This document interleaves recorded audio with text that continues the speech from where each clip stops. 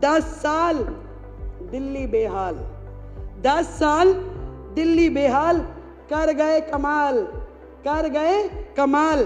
नोटंकी, भ्रष्टाचार, चाल पे चाल, वाह रे केजरीवाल, वाह रे केजरीवाल। ये चोरी की जो आदत है इनकी लगातार जिस तरीके से चल रही है, बच्चों के स्कूल के क्लासरूम में चोरी, सड़कें बनाने में चोरी, इलाज में चोरी, ठेकों में चोरी, शराब तक में चोरी, प्रदूषण में, यमुना सफाई में, सब में चोरी, यहाँ तक कि दिल्ली सरकार के सोशल मीडिया हैंडल्स की भी चोरी। तो 2 रिपोर्ट सदन पटल पे लाई गई हैं तो इनके होश उड़ गए हैं। बात ये है कि जो दिल्ली के लाखों लोग इनके अस्पतालों की वजह से धक्के खाते खाते दुखी हुए, उसके जिम्मेवार ये आम आदमी पार्टी के लोग हैं, क्योंकि ये पूरी तरीके से सर तक भ्रष्टाचार में डूबे हुए हैं। तो यही कहना चाहूंगी कि इब्तिदाए इश्क है, रोता है क्या, आगे आगे देखिए होता है क्या। रेखा जी शुरू करेंगी भाई जितनी मर्जी स्लिप वहां से भी भेज सकते हो आप। कमियां आम आदमी पार्टी की रही हो, जो कि कितनी भी कमियां रही हो, परंतु एक अच्छी बात आम आदमी पार्टी के नेताओं में ये जरूर है कि आखिरी में गलती मान लेते हैं। एक बार जोरदार तालियां। और इसी प्रकार केजरीवाल जी ने स्वयं माना कि मैं यमुना साफ नहीं कर पाया, मैं पानी नहीं दे पाया, मैं गलती मानता हूँ, मुझे और समय दे दिया जाए। ये बहुत अच्छी बात है कि आखिरी में आकर के अपनी गलती मान लेना भी एक गलती का सुधार है। और आज केजरीवाल जी आपको यहाँ फंसा के न जाने कौन से बिल में घुस गए हैं। जब वो स्वाति मालीवाल को अपने घर में बुला करके उसके साथ दुर्व्यवहार कर सकते हैं, तो आतिशी जी आप भी कोई दूर नहीं है, कल को आपके लिए भी कोई दुर्घटना ना हो, इस बात की मुझे चिंता है। जब स्वाति मालीवाल के साथ कुछ हो सकता है, उसको घर में बुला के राज्यसभा सांसद को, आतिशी जी आप हमारी बहन है, मुझे चिंता है आपकी, आपको ध्यान रखना चाहिए। बात ये भी नहीं है कि अस्पताल में हेल्थ विभाग के द्वारा जो बजट दिया गया वो उपयोग हुआ कि नहीं। बात ये भी नहीं है कि कितने बेडों की जरूरत थी और कितने मिले। बात ये भी नहीं है कि दवाइयाँ जो चाहिए थी जनता को वो दी नहीं गई। बात ये है कि जो दिल्ली के लाखों लोग इनके अस्पतालों की वजह से धक्के खाते खाते दुखी हुए, उसके जिम्मेवार ये आम आदमी पार्टी के लोग हैं। अभी तो केवल मात्र 2 रिपोर्ट सदन पटल पे लाई गई हैं तो इनके होश उड़ गए हैं।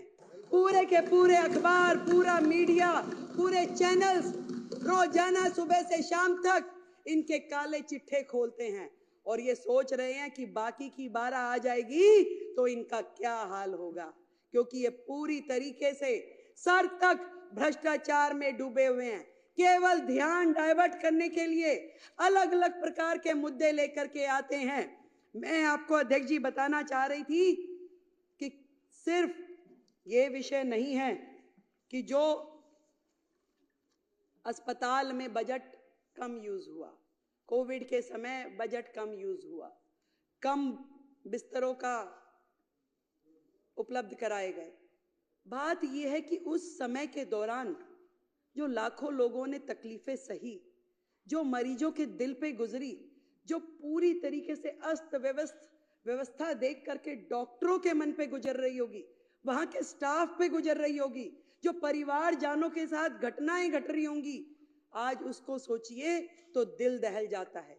शर्म आनी चाहिए उनके माननीय विधायक को कि जब अशोक गोयल जी कोविड की चर्चा कर रहे थे, परिवारजनों के मरने की बात कह रहे थे, शमशान घाट पे जगह नहीं मिल रही, ये बातें कह रहे थे, तो वो विधायक मुंह खोल के जो हंस रहे थे, शर्म आनी चाहिए। ये पूरा का पूरा दिल्ली सरकार का स्वास्थ्य विभाग और दिल्ली सरकार के अस्पताल स्वयं बीमार हैं, खुद ही बीमार हैं। इसको इलाज की जरूरत है। पहले एक एक उनका डिपार्टमेंट, एक एक चीज। डॉक्टर बेबस है, पूरी व्यवस्था बेबस है। आपदा के पिछले ये 10 साल स्वास्थ्य के नाम पे केवल भ्रष्टाचार हुआ है अध्यक्ष जी, केवल भ्रष्टाचार। केवल वो मुद्दे नहीं है जो इस सीएजी की रिपोर्ट में है। बात यहीं खत्म हो जाती तो और बात थी, बात तो अभी शुरू हुई है। अभी तो इनके काले कारनामे खुलने शुरू हुए हैं। आज जब मैं अधिकारियों के साथ बैठी और मैंने उनसे पूछा कि बताइए भाई क्या है, तो मुझे ये समझ में आई कि मरीजों को नकली दवाइयां और नकली मरीजों को असली पेमेंट की गई उनके नाम पे असली पेमेंट की गई। और मोहल्ला क्लिनिक की तो जो हालत है, मोहल्ला क्लिनिक की तो ये हालत थी जहां मरीज भी नकली, जहां पे टेस्ट भी नकली, जहां दवाइयां भी नकली, परंतु एक चीज असली रही, पेमेंट असली। पेमेंट असली हुई है, बाकी सब कुछ नकली। कितने मरीज आते हैं, अस्पताल बंद में भी पेमेंट हो जाती है। करोड़ों रुपए की मोहल्ला क्लिनिक के नाम पे पेमेंट हुई, परंतु उसकी कहीं से कहीं तक कोई भी अकाउंटेबिलिटी नहीं है। सफाई के नाम पे घोटाला, दवाई के नाम पे घोटाला, टेस्ट के नाम पे घोटाला, इलाज के नाम पे घोटाला, बेड के नाम पे घोटाला, भर्ती के नाम पे घोटाला। घोटालों की सरकार केजरीवाल। ना डॉक्टर, ना नर्स, ना पैरामेडिकल हमारा स्टाफ। कितनी कमियां हैं वो मेरे बाकी के साथियों ने बताई। फिर भी मैं आपको ये बताना चाहूंगी कि जो नर्सिंग स्टाफ है, जो सेंशन है, वो 7,977 में से केवल 5,791 है। 2,186 नर्सिंग स्टाफ की सीट्स आज भी वेकेंट है। आप मानिए कि अस्पताल में यदि 2,000 नर्सों की कमी है तो उन अस्पतालों की क्या स्थिति चल रही होगी। आज भी ड्यूटी मेडिकल ऑफिसर 234 सीटें खाली आज भी है। वो कैसे चल रही है, कहां पे उनकी ओपीडी हो रही है। जितना भी स्टाफ है, एक एक विभाग, यहां तक कि पैरामेडिकल जो पोस्ट है उसमें भी 2796 पोस्ट आज भी खाली पड़ी हैं। किस तरीके से ये अस्पताल चलाए जा रहे हैं अध्यक्ष जी, मैं ये जानना चाहती हूँ। घोटालों की सरकार ने 10-10 हजार रुपए में जो कॉन्सेंट्रेटर मशीन थी उसको लाखों रुपए में खरीदा। 10 रुपए का वो N95 वाला मास्क जो था वो 150 रुपए में खरीदा। और शर्म की बात ये है, खरीदा तो खरीदा, उपयोग हो जाता तो दर्द नहीं होता। दर्द इस बात है, आज भी हमारे अस्पतालों में पूरे के पूरे गोदाम, कमरे भरे पड़े हैं उन सामानों से जो जनता की गाड़ी खून पसीने की कमाई से किया गया है। आज भी पीपी किट, मास्क, कॉन्सेंट्रेटर मशीनें, सिलेंडर अस्पतालों में भरे पड़े हैं जिनका कोई उपयोग नहीं हो रहा। ना तो वो जनता के काम आ पाए, ना मरीजों के काम आ पाए। खरीद कर ली गई, लाखों रुपए का, करोड़ों रुपए का घोटाला हो गया, आज भी वो अस्पतालों के गोदामों में पड़े हुए हैं। कितने शर्म की बात है। एक एक अस्पताल का गोदाम जाके खोल के देखिए, वहां पे क्या क्या पड़ा हुआ है, मिट्टी हो रहा है, परंतु इनके कान पे जूं नहीं रेंगती। कितनी बुरी स्थिति है। कितनी सारी बीपी मशीनें खरीदी गई, पेमेंट हो गई, परंतु कहां गई, कौन इस्तेमाल कर रहा है, कोई अकाउंटेबिलिटी नहीं है। कहां पे हो रहा है ये सब। ICU, CCU, operation theatre, MRI, सारी की सारी मशीनें, कोई रेट फिक्स नहीं है, कोई दर नहीं, कहां किस तरीके से खरीद हो रही है, कोई पूछने वाला नहीं था। मैं आपको बताना चाहती हूं, एक्ट, क्लिनिकल एस्टेब्लिशमेंट एक्ट 2010, जो कि कोर्ट के आदेशानुसार लागू कर दिया जाना चाहिए, वो एक्ट जिसके माध्यम से पूरा का पूरा हमारे क्लिनिक, हॉस्पिटल, लैब और जितने भी टेस्टिंग सेंटर्स हैं उनको रजिस्टर किया जाता है और मॉनिटर किया जाता है।